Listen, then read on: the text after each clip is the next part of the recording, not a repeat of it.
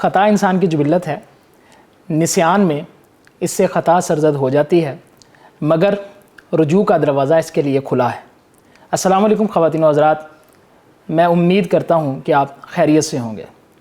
آج کا ہمارا موضوع توبہ ہے۔ ہمارے ساتھ رفیع مفتی صاحب موجود ہیں۔ السلام علیکم سر۔ وعلیکم السلام۔ قرآن مجید نے توبہ کے حوالے سے کیا رہنمائی کی ہے؟ توبہ کا مضمون جو ہے نا قرآن مجید کی کئی آیات میں آیا ہے، اور اس حوالے سے مختلف پہلوؤں سے اللہ تعالیٰ نے بیان کیا ہے۔ توبہ ظاہر ہے کہ گناہ اگر انسان سے ہو جاتا ہے تو پھر اس کے لیے لازمی ہے کہ وہ توبہ کرے۔ اگر وہ توبہ کر لیتا ہے تو اب بعض صورتیں ایسی ہوتی ہیں کہ فوراً توبہ قبول ہو جاتی ہے، گناہ معاف ہو جاتا ہے۔ بعض صورتیں ایسی ہوں گی کہ جس میں اسے امید دلائی گئی ہے کہ معافی کی امید ہے، ٹھیک ہے، اور بعض صورتیں ایسی ہیں جس میں بتایا گیا ہے کہ نہیں، گناہ معاف نہیں ہوگا باوجود اس کے وہ توبہ کر رہا ہے۔ یہ تینوں صورتیں قرآن میں بیان ہوئی ہیں۔ پہلے ہم دیکھتے ہیں کہ وہ آیات جس میں توبہ کی ترغیب اللہ نے دلائی ہے کہ توبہ کرو، پہلے بات یہ چیز دیکھتے ہیں۔ اس میں جو ہے نا سورہ نور کی 31 نمبر آیت، اس میں یہ بیان ہوا ہے کہ وَتُوبُوا إِلَى اللَّهِ جَمِيعًا أَيُّهَا الْمُؤْمِنُونَ لَعَلَّكُمْ تُفْلِحُونَ۔ اے مومنو، اللہ کی جناب میں توبہ کرو، تم سب کے سب، یعنی اجماعی طور پر بھی توبہ کرو، انفرادی بھی ظاہر ہے لیکن یہاں کہا گیا اجماعی طور پر توبہ کرو، لعلکم تفلحون، تاکہ تم فلاح پاؤ، تمہاری نجات اس توبہ کے اندر ہے۔ اگر تم توبہ کرو گے تو تم کامیاب ہو جاؤ گے خدا کی عدالت میں۔ اس کامیابی سے مراد جب خدا کے حضور پیشی ہوگی تو تمہارے جو اعمال سامنے جو بھی ہوں گے اعمال نامے میں، ان میں اگر تم نے توبہ کی ہوگی تو پھر وہ معاف ہو جائیں گے، بلکہ بعض کا تو ایسا بھی بیان ہوا ہے حدیث میں کہ وہ گناہ نیکیوں میں بدل جائیں گے بعض صورتوں میں۔ ظاہر وہ یہاں اس کی وضاحت کی ضرورت نہیں ہے۔ ایک اور آیت ہے، سورہ ہود کی آیت ہے، اس میں بتایا گیا ان استغفروا ربکم ثم توبوا الیہ، کہ اے لوگوں اپنے رب کی جناب میں استغفار کرو، بخشش چاہو کہ یا اللہ ہمیں معاف کر دے، ہمیں بخش دے، ہمارے گناہوں پہ گرفت نہ کرنا، ثم توبوا الیہ، پھر اس کی طرف توبہ کرو۔ یہ توبہ کرنے سے کیا مراد ہے وہ میں آگے بیان کرتا ہوں، لیکن قرآن مجید نے اس طرح اس کو بیان کیا۔ وقال تعالیٰ، اگلی ایک اور آیت ہے، اس میں یہ بتایا یا ایھا الذین آمنوا توبوا الی اللہ توبۃ نصوحا، اے ایمان والو اللہ کی جناب میں سچی توبہ کرو، خالص توبہ کرو، کوئی تمہاری توبہ میں کھوٹ نہیں ہونی چاہیے، کمی نہیں ہونا چاہیے۔ سچی توبہ کیا ہوتی ہے، توبہ سے مراد کیا ہے؟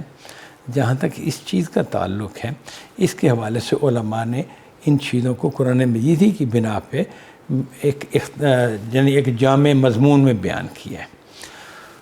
وہ مضمون جو ہے نا اس کو زیر بحث لاتے ہیں۔ وہ اس طرح سے ہے کہ بھئی پہلی بات تو یہ ہے کہ التوبۃ واجبۃ من کل ذنب، ہر گناہ سے توبہ لازم ہے، واجب ہے، فرض ہے۔ یعنی ایسا نہیں کہ یہ تو چھوٹا سا گناہ ہے اس پہ کیا توبہ کرنی ہے، یہ نہیں ہے۔ ہر گناہ چھوٹا ہو یا بڑا ہو، انسان کے لیے لازم ہے کہ وہ توبہ کرے۔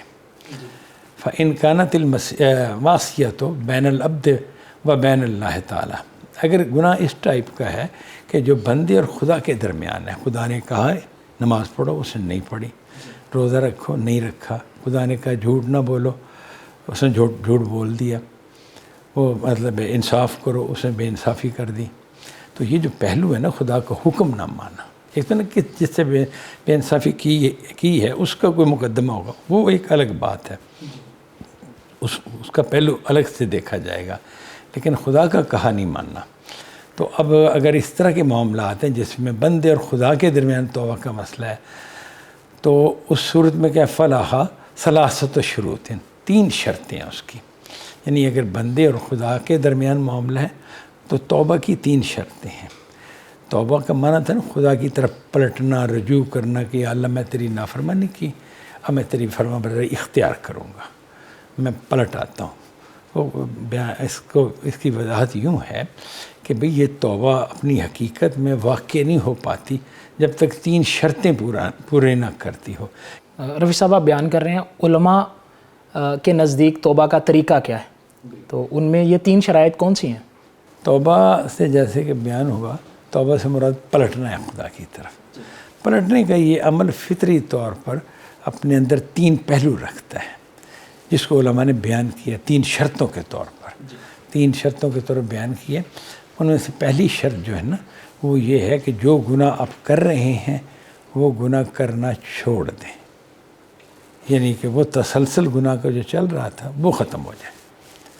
ٹھیک ہے نا. اگر مثال کے طور پر فرض کیجئے آپ نے سود پر رقم جمع کرائی ہے بینک میں، تو وہ اکاؤنٹ ختم کریں. اور سود لینے کا جو ایگریمنٹ ہے وہ ختم کرنا ضروری ہے. یہ پہلی لازمی شرط ہے. دوسری شرط یہ ہے کہ آدمی کو اس اپنے فعل پر، اس کا گناہ پر شرمندگی ہو کہ یہ تو نہیں کرنا چاہیے تھا، یہ تو میں بہت غلطی کرتا رہا اور میں شرمندہ ہوں خدا کے سامنے کہ یہ میں کیا غلطی کرتا تھا. تیسری شرط یہ ہے کہ عہد کرے کہ آئندہ کبھی بھی وہ یہ گناہ نہیں کرے گا، زندگی بھر میں کبھی نہیں کرے گا. اس بات کا اس سے تعلق نہیں کہ شاید کل پھر ہو جائے، وہ کل کی بات الگ ہے. اس وقت ارادہ کیا ہے؟ اس وقت تیسری شرط جو ہے وہ یہ ارادہ ہے کہ نہیں میں کبھی نہیں کروں گا، میرے دل میں آئندہ کرنے کا کوئی منگ باقی نہیں، کوئی آرزو، کوئی ایسی ڈیمانڈ باقی نہیں ہے. یہ 3 شرطیں ہیں. یہ اگر پوری ہوں گی تو پھر توبہ ہو جائے گی. لیکن یہ 3 شرطیں خدا اور بندے کے ساتھ جو معاملات ہیں نا ان سے متعلق. روی صاحب، بندے اور بندے کے درمیان جب تعلقات میں بگاڑ آتا ہے یا ایک طرف سے زیادتی ہوئی ہوتی ہے تو اس حوالے سے توبہ میں کیا اس کے ساتھ بھی کوئی اور شرائط ہیں یا انہی شرائط کے ساتھ ظاہر ہے کہ جب بندے اور بندے کے درمیان معاملہ ہے تو اس میں جو کوئی گناہ ہم کرتے ہیں کسی بندے کے ساتھ، ظلم زیادتی کوئی اس طرح کوئی بھی کام، اس کے 2 پہلو ہوتے ہیں. ایک تو یہ ہے کہ اس بندے سے زیادتی ہوئی، دوسرا یہ کہ خدا کے بندے سے زیادتی کی ہم نے. یعنی وہی بات ہے لیکن اس میں یہ جو پہلو ہے نا کہ اللہ کا بندہ ہے، تبھی تو خدا نے پوچھنا ہے کہ میرے اس بندے سے تو نے زیادتی کیوں کی. ٹھیک ہے نا. تو اب 3 شرطیں تو یہی ہیں کہ وہ پہلی شرط کے زیادتی کو چھوڑ دیں، دوسری شرط شرمندہ ہو، اور تیسری شرط کہ میں آئندہ کبھی یہ ظلم زیادتی نہیں کروں گا. یہ 3 چیزیں تو ہو گئیں. چوتھی شرط لازمی ہے کہ یہ جو شخص ہے جو ایک اپنا شعور رکھتا ہے، اس کا اپنا ارادہ ہے، اس کا احساس ہے، تو اس کے ساتھ جو میں نے زیادتی کر گیا ہوں اور جو چیزیں اس نے فیل کی ہیں، اب میں اس سے معافی مانگوں، اس سے عذر کروں کہ مجھ سے غلطی ہوگی، مجھے معاف کر دو. اگر کوئی آپ نے اس سے مال وغیرہ لیا ہوا ہے تو وہ مال واپس کرنا ہوگا، لازماً پورے کا پورا کرنا ہوگا. اور اگر آپ پورا نہیں کر سکتے، کوئی ایسے معاملات ہیں، تو پھر اس کی جگہ اس سے معاف کروانا ہوگا کہ میں نے آدھی رقم دے دی، آدھی میں نہیں دے سکتا، میں مجبور ہوں اور مجھے تم معاف کر دو تو بہتر ہے. وہ معاف کر دے تب بھی ٹھیک ہو، یا کسی اور طریقے سے بھرپائی کرنی ہوگی، جو بھی طریقہ جس پہ دونوں راضی ہو جائیں. یعنی کہ وہ کہے کہ چلو میں راضی ہوں اور یہ پھر اس کو نبھائے. ٹھیک ہے نا. یہ چوتھی شرط یہ ہے. اگر کسی پہ بہتان لگایا ہے تو اس بہتان میں پھر یہ ہے کہ جو اس کی سزا بنتی ہے وہ قبول کرنے کو تیار ہو. یہ ہیں وہ 4 شرطیں جو اگر آدمی کے ساتھ ظلم زیادتی ہوئی تو اس کے لیے انسان کو کرنا ہوں گی، یہ لازمی ہے. رفیع صاحب، اگر ایک شخص اپنے ساتھ ظلم کرتا ہے، اپنے ساتھ زیادتی کرتا ہے، تو اس کا توبہ کا کیا معاملہ ہوگا؟ یعنی اپنے اوپر ظلم کا مطلب یہ ہوگا نا کہ انسان اپنے نفس کا حق ادا نہیں کرتا. اپنے حقوق کا بھی ہمیں حکم دیا گیا ہے، دوسروں کے حقوق کا بھی. ادائے حقوق ہی ہے. اسلام اگر دیکھیں نا تو وہ ادائے حقوق کا نام ہے. حقوق العباد، حقوق اللہ، یہ 2 لفظوں میں پورا دین آ جاتا ہے. حقوق العباد میں وہ خود بھی ایک بندہ ہے اور اس کا اپنا وجود ہے، ایک اس پر اسے اختیار ہے. تو یہ اختیار جو اس کو ہے، اس حوالے سے وہ بعض اوقات ایسی صورتحال ہوتی ہے یا ہو سکتی ہے، عام طور پر نہیں ہوتی، کم ہوتی ہے، کہ انسان اپنے اوپر ظلم کرے. کسی غلط فہمی میں تو کر سکتا ہے بندہ، یا کسی یوں جذباتی حالت میں تو کر سکتا ہے، ادروائز عموماً نہیں کرتا.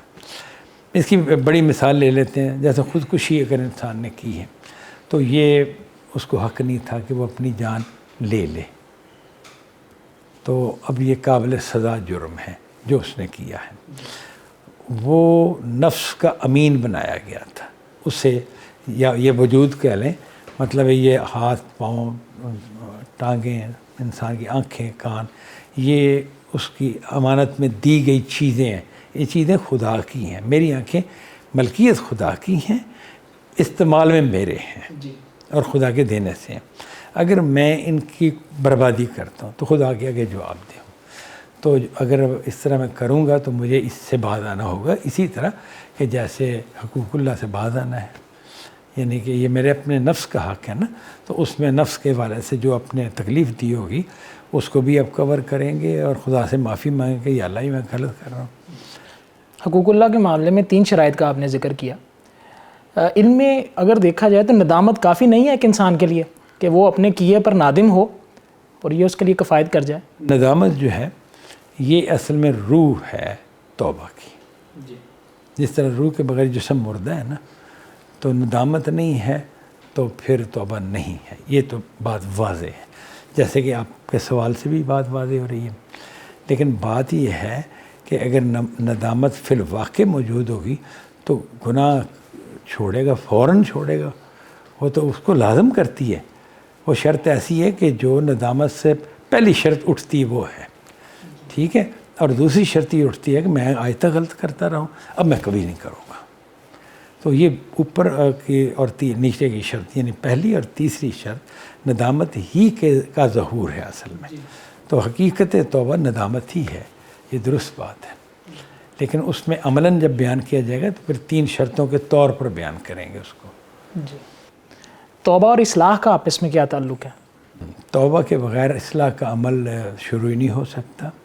توبہ کا مطلب اصل میں یہ ہے کہ جیسے کوئی برتن گندا ہے، اس میں آپ کوئی پاکیزہ چیز لے جانا چاہتے ہیں تو آپ کہتے ہیں نہیں، گندگی تو اسی طرح رہنے دیتے ہیں، کیچڑ لگا ہوا ہے یا کوئی اور گندگی، اور مثال کے طور پر دودھ لے جانا ہے تو اس میں ڈال لیتے ہیں، تو وہ دودھ بھی برباد ہو گیا۔ اور اس میں اصلاح کے بغیر، مطلب توبہ کے بغیر اصلاح کوئی چیز ہی نہیں ہے۔ اصلاح میں کرتا جا رہا ہوں اور گناہ کرتا جا رہا ہوں، تو اصلاح کو گویا کہ یعنی کہ جو چیز آپ نے ایسے، یا دوسری مثال اس طرح لے سکتے ہیں، برتن ہے، اس میں آپ نے ایک چیز ڈالی ہے، قیمتی چیز کوئی ڈالی ہے، اور اس کے اندر سوراخ ہے، وہ نیچے بہتی چلی جا رہی ہے۔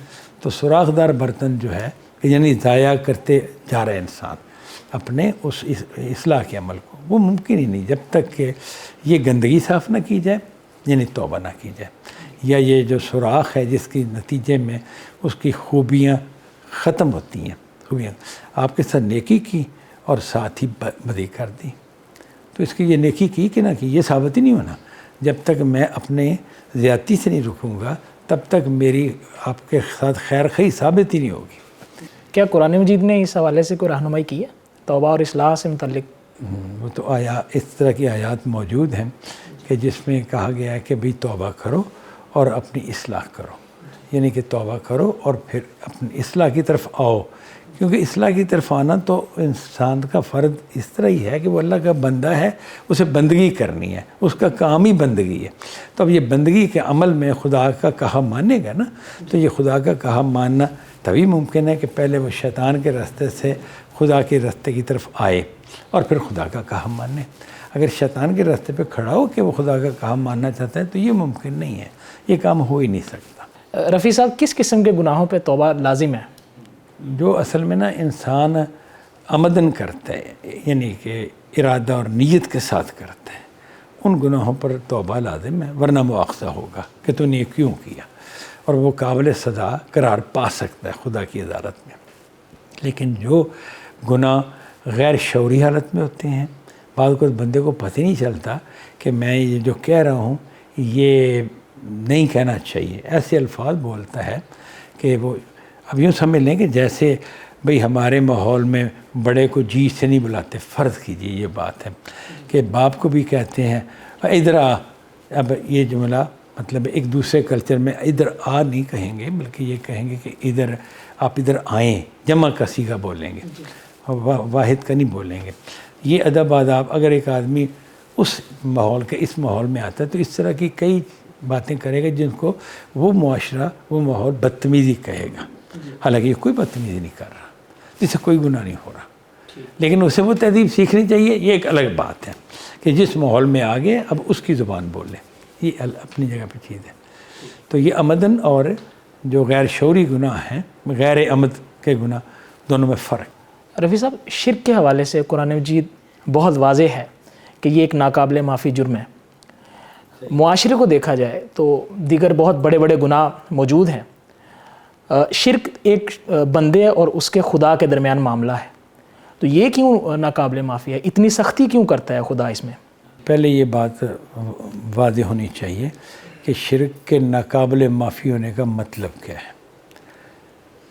مطلب یہ ہے کہ انسان نے توبہ نہیں کی، کسی گناہ سے توبہ نہیں کی، لیکن اس کے اعمال نامے میں شرک والا گناہ نہیں لکھا ہوا، تو خدا نے کہا کہ اس کا امکان ہے کہ اس کے گناہ قیامت کو معاف کر دیے جائیں۔ یہ بات یہ ہے کہ شرک معاف قیامت کو نہیں ہونا معاف، ٹھیک بات ہے۔ اچھا، دنیا کا جہاں تک تعلق ہے، وہ تو جس گناہ کی اپنے معافی مانگی، سچی مانگی ہے، انشاءاللہ قبول کرے گا اللہ تعالیٰ۔ اور شرک کے بندہ کرتا رہا، ایک لمبی زندگی شرک کرتا رہا، فرض کیجئے، تو اس کی معافی مانگی، توبہ کی، چھوڑ دیا شرک، تو معاف ہو جائے گا۔ یہ جب معاف ہو گیا، دنیا میں اس معافی کا حقدار بن گیا۔ یہ مشرک نہیں مرا، وہ مشرک جو مرا اس کے بارے میں ذکر ہے۔ اور اگر وہ قاتل مرا ہوتا اور توبہ بھی نہ کی ہوتی تو یہ خدا کے ہاں گنجائش تھی اس کی کہ میں شاید معاف کر دوں۔ رفیع صاحب، ایک شخص تسلیم نہیں کرتا کہ میں مشرک ہوں، حقیقت میں وہ شرک کر رہا ہوتا ہے، لیکن وہ اپنے آپ کو بیان کر رہا ہوتا ہے کہ میں مشرک نہیں ہوں۔ اس حوالے سے کیا اس کی وضاحت ہوگی؟ ہاں، یہ تو اصل میں یوں بات ہے نا، جیسے دو آدمیوں کے درمیان بات ہو رہی ہے اور وہ ایک بندہ دوسرے کو کہہ رہا ہے کہ یار تم شرک کر رہے ہو، تم مشرک ہو، اور وہ کہتا ہے نہیں، میرے تو ذہن میں کوئی نہیں، میں کوئی شرک کا عمل کر ہی نہیں رہا، میں نے یہ عمل فلاں کیا، یہ عمل فلاں کیا، اور خدا کے ساتھ شریک ٹھہرانے کا عمل میں نے کوئی نہیں کیا۔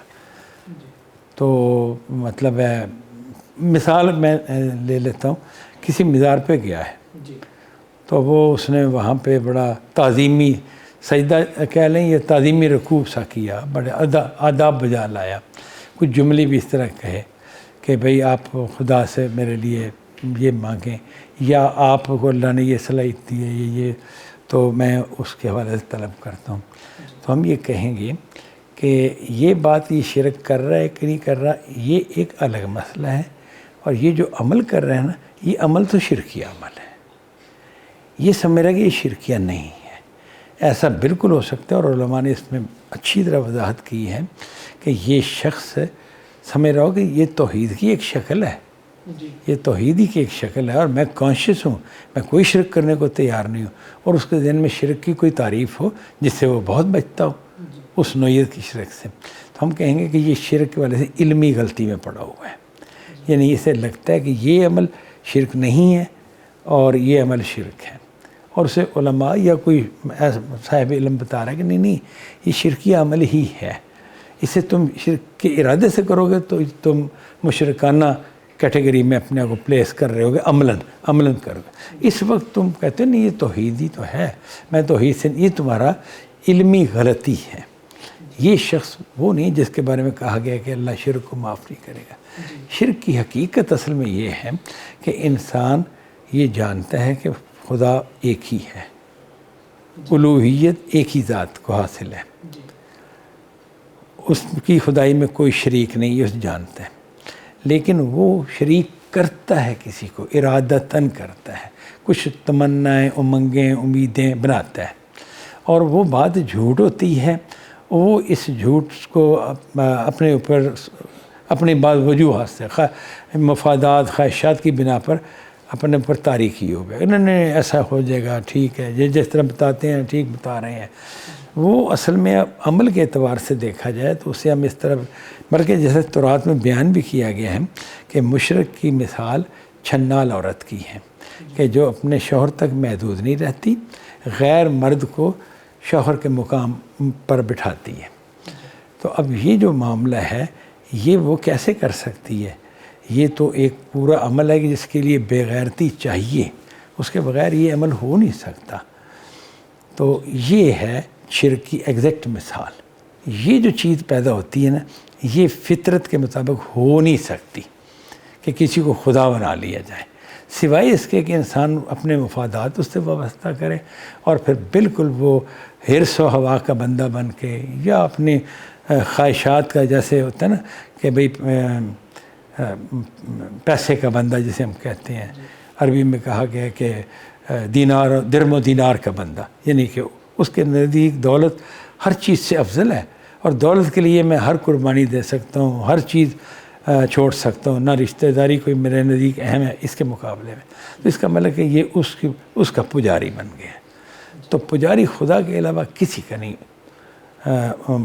ہونا بنتا، یعنی حق کے مطابق. یعنی یہ انسان کی فطرت میں شامل ہے.